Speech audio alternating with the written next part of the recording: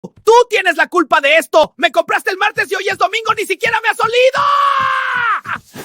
Te fuiste por el McFlurry y eso es lo que hay para ti. ¡Nada! ¡Soy nada! Llevo 3 semanas en esta mochila entre tus tareas y tus papas fritas. Esas me compraron para comer, no para vivir aquí. Y sacas las gomitas. Las gomitas que ni son comida. Yo soy una manzana en un adorno de mochila. ¡Fuera, gomitas de mi casa! ¡No puede ser! Estoy encerrada en esta cajita desde hace 2 semanas y tú allá afuera con un pan fresas de plástico encima.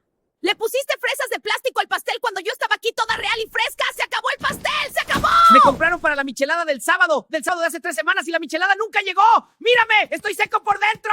¡Sabor lima-limón! Casi. Yo soy lima-limón original y estoy aquí convertido en piedra. ¡Fuera refresco! ¡Aquí colgado como adorno! Llevo 2 semanas en este gancho y ya soy más negro que el futuro que me espera. ¡Me van a tirar sin siquiera abrirme! ¡Fuera, pingüinos de mi cocina! ¡Y mira lo que me hiciste! ¡Soy negro por dentro! ¡Negro! ¡Todo esto es tu culpa y lo sabes! Llevo 3 semanas aplastada de quién sabe qué. Me confunden con manzana desde que nací y encima aplastan. ¡Soy